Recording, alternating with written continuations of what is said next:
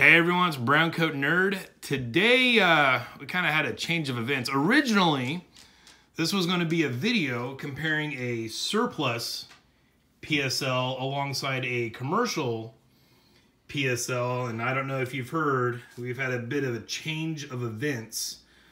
The bottom one here, as you can see, is the surplus PSL, or top one is your standard commercial one that you're going to find.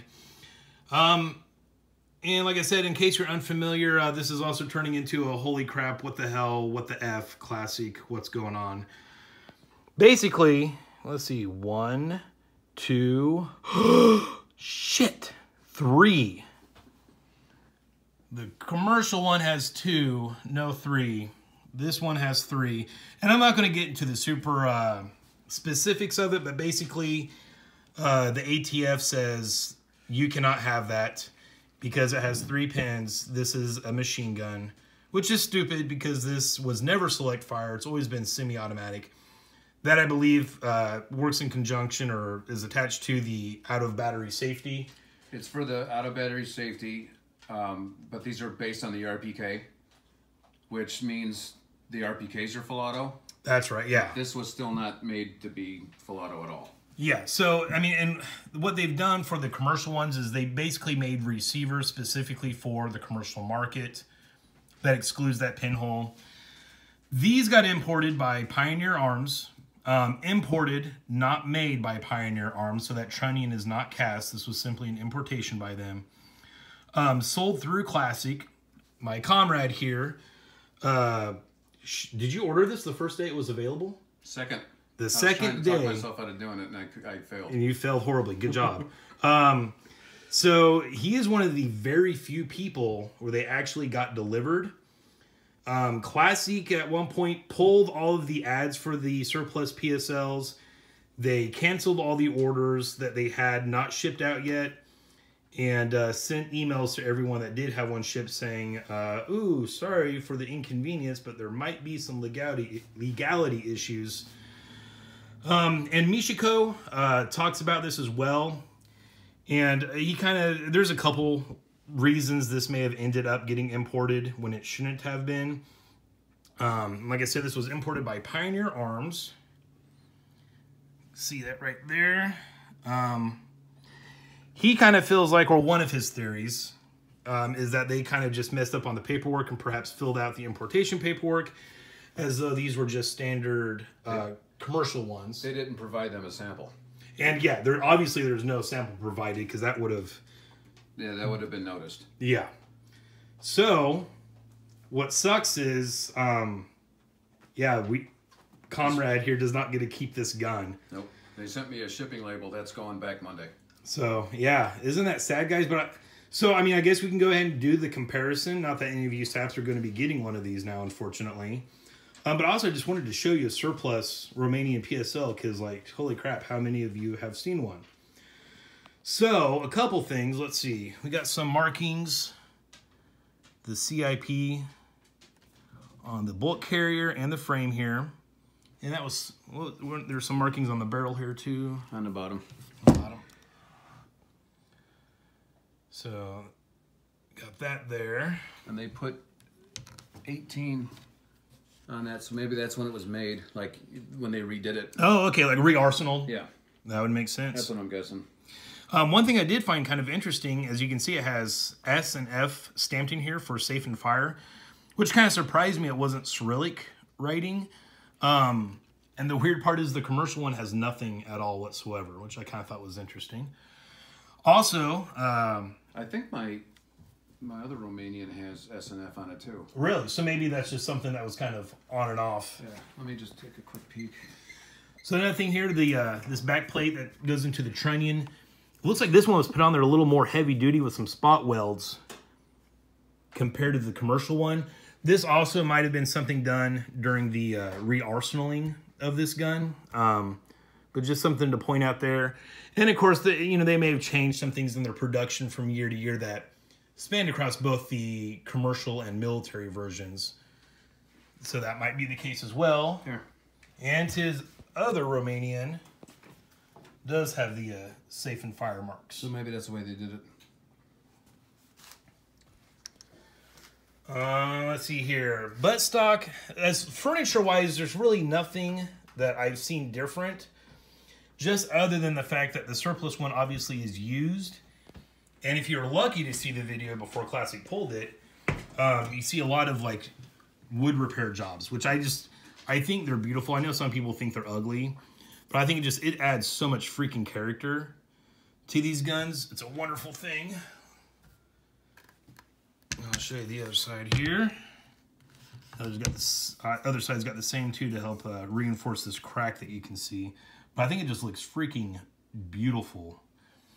And this is the earlier style scope. What are these called? Or do you know do they have a specific name? I'll let you. TIP1 maybe. Okay. This is type 1.5, I believe. The research I did, because they don't have the switch to turn it on and off for the illuminated reticle. They have this here, the daylight switch, which they seem to have painted over, which I was going to fix, but you know. Yeah. No point in that now. Yeah, I'm not doing that. But, and then this one, new PSLs now, you don't get these. This is a Type 2 LP. Let's see, hold on a second. LPS 4x6 Tip 2. And this one's from 1977. Nice. So that's pretty cool. Yeah, you just get a Russian one now. And Classic had ones with a, I guess, better scope on it, and they wanted basically $1,000 or more because of the scope. They wanted $3,000 for one of these. Okay, whatever. For a scope, you can get a nice scope from Kalinka Optics for $300-400. That's probably better. Illuminated as well. And all the numbers match on this. So I think this may have been, I'm guessing it may have been surplus. So yeah, we were discussing this a little bit. Obviously, so if this was surplus, they would have had to change the receiver. Right, surplus parts. And his barrel has some marks on there that I can show them if you we were kind of discussing. It looks like it may have been, pulled out of a trunnion and then put back into the trunnion. So I think that's very possible that this commercial one here, is used surplus parts and given a quote-unquote commercial receiver that doesn't have that third pin. Because the research I showed is that they took them apart and put the barrel back in. These also have a really cool bolt hold open feature that's not part of the magazine, which I love about these PSLs. But yeah, so here, I'll take this out. Yeah, so there's proof that it's not due to the magazine holding the bolt open. But you can see those little scratches there. And they didn't refinish it. Yeah, wow, they really didn't. They just put it back together. I'm willing to bet money that this was, surplus parts just thrown on a quote-unquote commercial receiver. Right. And I know many of you are wondering, well, can't you just take that pin out and weld it up? And as far as the ATF is concerned, is once a machine gun, always a machine gun. They had some come in like that, and they rejected them. Yeah, so that, unfortunately, is not an option. Once again, Michiko goes over some of the history of importation oopses and screw-ups of some different companies on stuff like this. I highly recommend you check out his channel. Really, if you're watching my stuff, you should subscribe to his channel. You should have subscribed already. That dude's excellent. He covers everything. Yes, he's very knowledgeable. His videos are slightly higher budget than mine, plus cats. But his knowledge is far, far beyond mine. Let's see here. I don't think there's really any other unique marks. We got that. Oh, one thing we did notice, the trunnion, there's no serial numbers on here. And like on any commercial AK you see in the US, the serial numbers are always on the trunnion. So we kind of found that to be interesting. I saw a military surplus PSL online that I was thinking of getting so I can at least have something like this, and it had no markings on it whatsoever. Oh, on the trunnion? Nothing. Yeah. So that's apparently that's just a commercial thing that we never realized. Yeah, I thought they just smoothed it out, but apparently they didn't come with, at least that particular one I saw didn't, and this one doesn't have it either. Yeah, so I'm willing to bet that's just a commercial thing for the US there. So I'll show you the inside of this thing. I do like how the pins are plum colored. That's kind of a nice little accent. Oh, yeah. That's another reason why I'm so pissed off I have to get rid of it, because this thing is numbers match except for the recoil spring, the safety, and the muzzle. This muzzle brake is removable. It's not spot welded in, is it? Nope, I took it off. It's real nice. So look at this. Oh wow. Look at it. I mean, it's just totally redone. It's gorgeous. Yeah, that's brand new. Yeah. Which is just whatever. It just makes me really not like Pioneer even more, because I think they're kind of a shitty company. They've definitely ruined his day with this fiasco. It's like getting a kid all worked up. He's getting a Nintendo for Christmas, and then he just gets an empty Nintendo. Or no, he gets a Nintendo, but he's not allowed to hook it up, and he has to take it back the very next day. Yeah, this thing is just gorgeous. So the muzzle brake on the commercial one is spot welded in, but it looks like all you'd have to do is remove that spot weld. It still has the plunger to hold the muzzle brake in place, which I found interesting that these ones are not spot welded in. Yeah, and it's got a full bayonet lug. It has the full bayonet with the ears or wings, whatever you want to call those, completely intact. God, I mean, damn third pin. Yeah, you get people, collectors or people who really likes this stuff, actually get something really noteworthy. And nope, you're good. You're good. Well, I remember when I saw these, I think you had notified me. They're like, look at what Classic has. And I'm like, I've never seen a surplus PSL available before. Well, we know why. Another guy I know that he's a big collector guy, and he knows his stuff. Said he's never seen, and he actually said, "Now you own something that I want, and I don't have." I'm like, "Yeah, cool, good for me." Oh shit, no, never mind. It was an awesome 3 days, wasn't it? Yeah, it was great. It was great. So, and one thing I noticed too in the video that Classic had that I never realized about these is Clint kind of pointed out that these are spring loaded, which not really. I mean, yeah. His commercial one really doesn't, but this one sat on a wall for quite a while. You can see it's got a little bit of rust in there, so that might spring a little bit, but it's just kind of that one's stuck. I have the Limb Saver. Okay. I don't even think I used it. It's not that bad because it's just not that bad. You know, one thing I've noticed with my Vepr, I think it's because since it's semi-automatic, it's completely different from shooting a Mosin Nagant. It really eats up the recoil. Plus, you've got a muzzle device that's also definitely going to help. Yeah. But yeah, I just kind of wanted to give you guys a view of something that sadly, you know, I like to say isn't very common, but this just isn't probably going to happen ever again. I don't see the ATF changing the rules, unfortunately. Which plus, see where it says Pioneer Arms? Oh, I forgot. Yeah, point this out. When Classic had these on their site and they were showing pictures of all the parts and the actual cartouche for the Romanian military that is on there, you couldn't see. It didn't say Pioneer Arms on that one. Yeah, and this all was not. It wasn't there. It was blurred out. I'm not saying they did, but it looked. I looked at the picture really closely. It looked like maybe they blotted it out. So a little suspect there, which kind of tells you, well, yeah, maybe they know Pioneer kind of sucks, and if people would have seen that they didn't say anything that it was imported by them. Usually they do. If you get guns from them and it's from JRA, this is JRA Yugo or this is JRA. That's a good point. It's all these, but they didn't say anything about this being Pioneer Arms, because if they did, people probably wouldn't have bought them. Which, I mean, to point out too, Pioneer Arms does not have a very good reputation in their builds. This is not one of their builds. It's one of their imports. It's just imported. But people do the same thing with Century.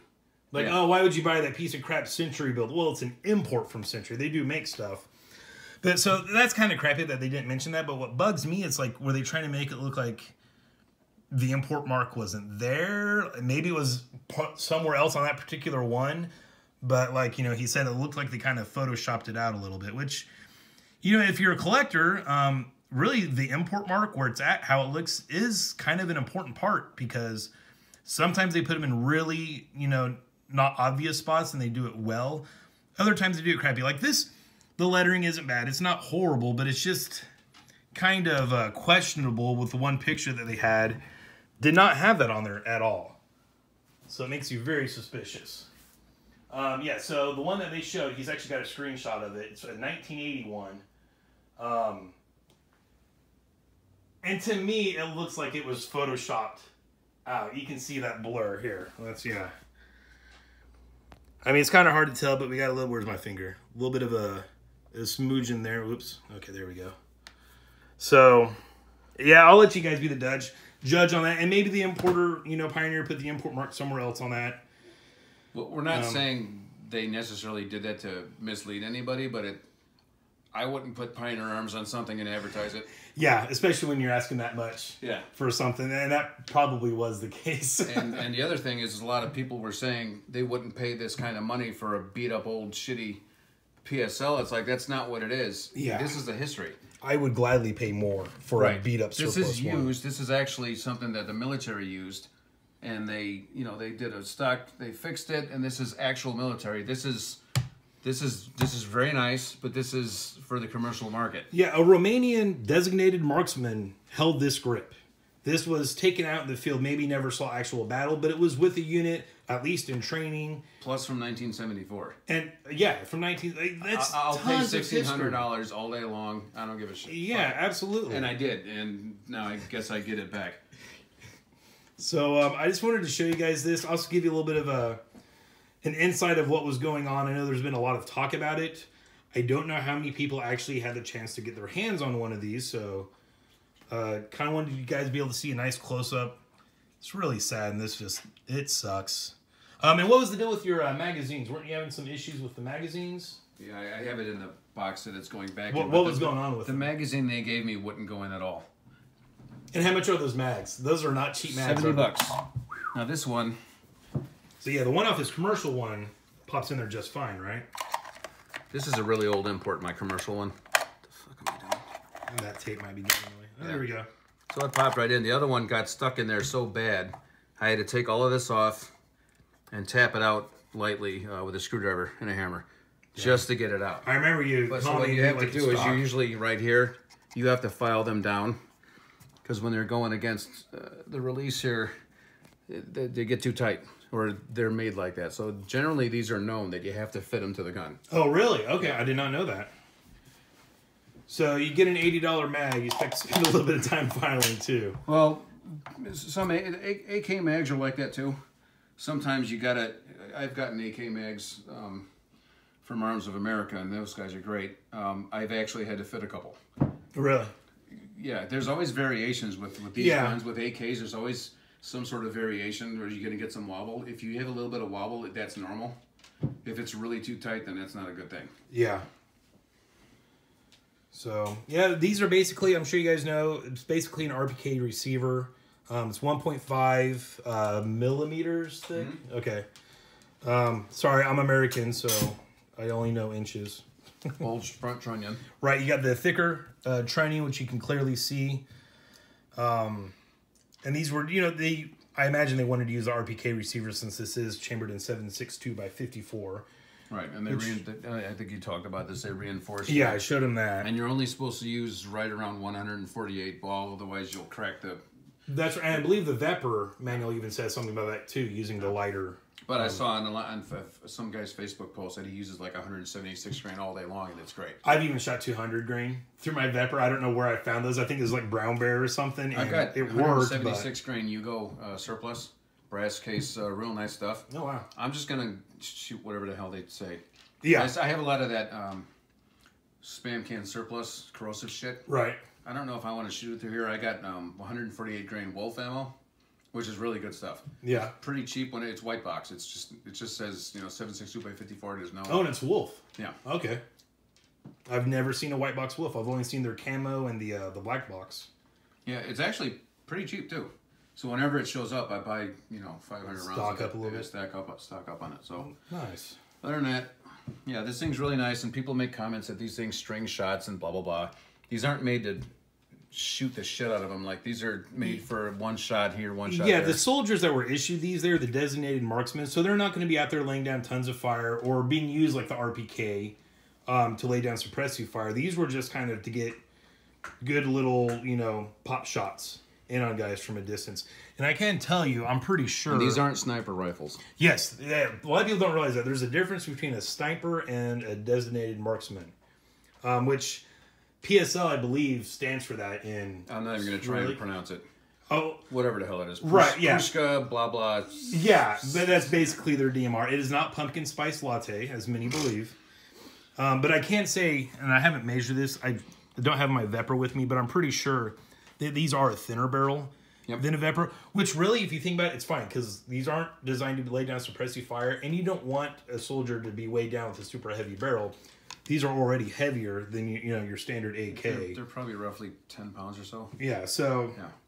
This is just for designated marksmen in a squad to pick off people at longer distances that the AKs could do. Exactly. That's all it's for. Yep. And it looks fucking great. So it does. And I was telling them too, I almost with my Vepr got the wood stock to make it look like a PSL. But then I was like, you know what? It's a Vepr. It's not a PSL.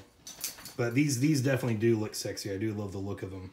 But I just wanted to kind of give you guys a chance to look at one of these up close before we jizz all over it, put some Magpul furniture on it, send it back to Classic. Ew. All right. Well, thanks for watching, guys. I hope you enjoyed this video. It's kind of a bittersweet one, unfortunately, but there she is, a surplus Romanian PSL. All right, guys, stay shiny.